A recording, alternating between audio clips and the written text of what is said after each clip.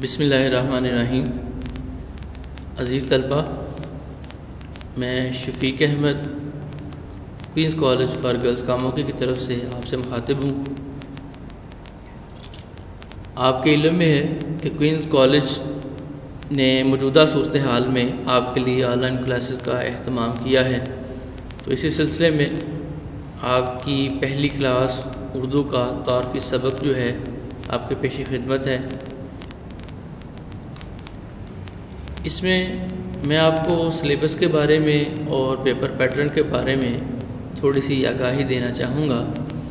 آپ کے پاس اردو کی 12ویں جماعت کی کتاب ہوگی، آپ اس کو دیکھیے گا کہ کتاب شروع ہوتی ہے تو پہلا جو آپ کا حصہ ہوگا وہ حصہ نثر ہے۔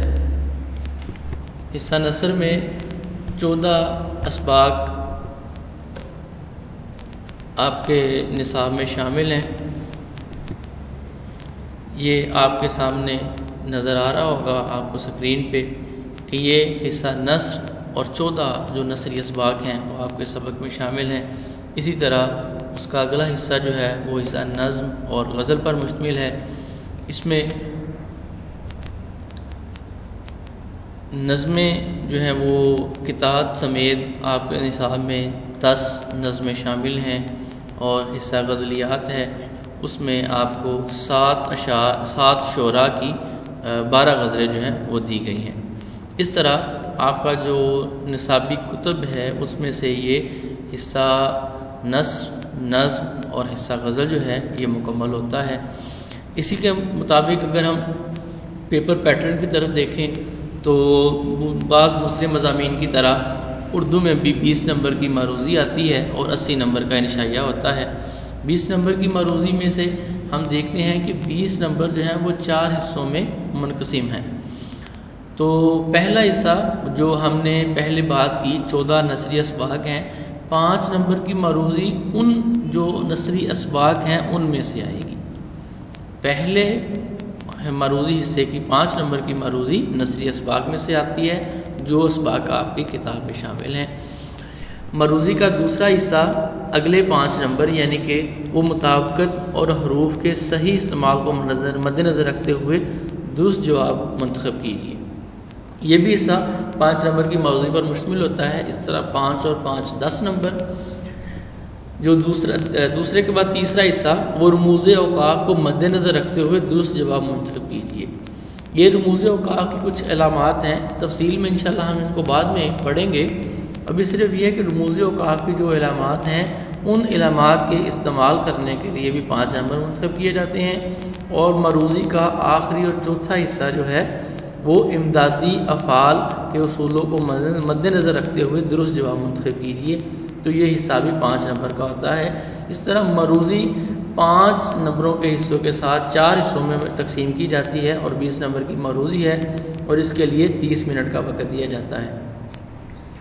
معروضی کے بعد حصہ انشائیہ آتا ہے جو باقی 80 نمبر کا پرچہ ہے، اور اس کے لیے 2.5 گھنٹے مختص ہوتے ہیں۔ سوال نمبر 1 معروضی کا تھا۔ آپ غور کریں کہ سوال نمبر 2 جو ہے اس کا الف جز درج ذیل اشعار کی تشریح کیجیے، نظم کا عنوان اور شاعر کا نام بھی تحریر کیجیے۔ نظم کے آپ کو 2 اشعار دیے جاتے ہیں جس کی آپ نے تشریح کرنا ہوتی ہے۔ اس کے لیے نمبروں کی تقسیم دیکھیں کہ انہوں نے 8 1 1 لکھا ہوا ہے۔ اس کا مطلب یہ ہے کہ 1 نمبر نظم کا عنوان لکھنے کا، 1 نمبر شاعر کا نام لکھنے کا، اور 8 نمبر نظم کے 2 اشعار کی تشریح کے ہوتے ہیں۔ سوال نمبر 2 کا بے جز درج ذیل غزل کے اشعار کی تشریح کیجیے اور شاعر کا نام بھی تحریر کیجیے۔ اس میں آپ دیکھیں نمبروں کی تقسیم ہے 9 1۔ آپ کو غزل کے 3 اشعار دیے جاتے ہیں، آپ نے 3 اشعار کی تشریح کرنی ہے، 3 نمبروں کی تشریح ہوتی، اور جو شاعر کا نام ہے اس کا نام لکھنے کا 1 نمبر ہے۔ اس طرح 9 اور 1 ملا کے 10 نمبر، اور سوال نمبر 2 مکمل ہوتا ہے الف اور بے جز کے ساتھ مکمل 20 نمبر کا۔ جی تیسرا سوال ہے سیاق و سباق کے حوالے سے کسی ایک جز کی تشریح کیجیے، مصنف کا نام اور سبق کا عنوان بھی لکھیے۔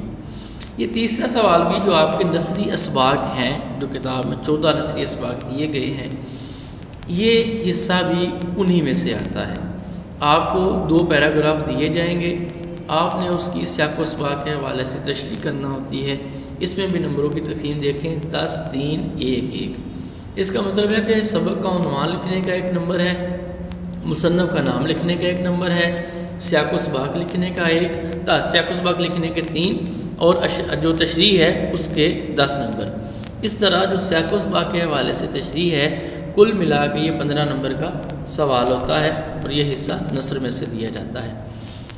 عزیز طلبہ، سوال نمبر 4 بھی آپ کے جو نثری اسباق ہیں ان میں سے کسی 2 کو دیا جائے گا، اس میں سے کسی ایک کا آپ نے خلاصہ کرنا ہوتا ہے۔ اس کی تقسیم بھی 9 اور 1 ہے، یعنی کہ جو سبق آپ کو دیا جائے جس کا آپ نے خلاصہ لکھنا ہے، 1 نمبر مصنف کا نام لکھنے کا ہوگا اور 9 نمبر اس کا خلاصہ لکھنے کا۔ سوال نمبر 5 آپ کا جو حصہ نظم ہے، جو میں نے آپ کو بتایا تھا کہ آپ کے 9 نظمیں اور 10واں اس کا کتاب شامل کر کے کل 10 نظمیں بنتی ہیں، تو کوئی ایک نظم دی جائے گی، اس کا آپ نے خلاصہ لکھنا ہوگا اور نظم کا خلاصہ لکھنے کا 5 نمبر آپ کو دیے جاتے ہیں۔ چھٹا سوال ہے، درج ذیل عنوانات میں سے کسی ایک پر مفصل مضمون تحریر کریں۔ یہ سوال نمبر 6 ہے اور اس میں 3 عنوانات دیے جائیں گے، ان میں سے کسی ایک پر آپ نے مضمون لکھنا ہے اور یہ 20 نمبر کا سوال ہوتا ہے۔ 7واں اور آخری سوال خطوط نویسی میں سے ہے۔ آپ کو جو خطوط کروائے جائیں گے، اس میں فرض کر لیں یہ دوست کی والدہ کے انتقال پر اظہار افسوس کے لیے خط ہے، خط لکھنے کے 10 نمبر ہوتے ہیں۔ تو عزیز طلبہ، اس طرح ہمارا حصہ انشائیہ 80 نمبر کا مکمل ہوتا ہے، 20 نمبر کی مروزی اور 80 نمبر کا انشائیہ۔ اس طرح 100 نمبر کا جو آپ کا پرچہ ہے وہ مکمل ہوتا ہے اور وقت جو ہے وہ 30 منٹ اس کے لیے مروزی کے لیے اور 2.5 گھنٹے انشائیہ کے لیے۔ اس طرح 100 نمبر کا آپ کا پرچہ مکمل ہوتا ہے۔ امید ہے کہ آپ کو سمجھ آ گئی ہوگی۔ مزید اگر کوئی بات ہوئی تو انشاءاللہ اگلے لیکچر میں ہم کریں گے۔ بہت شکریہ۔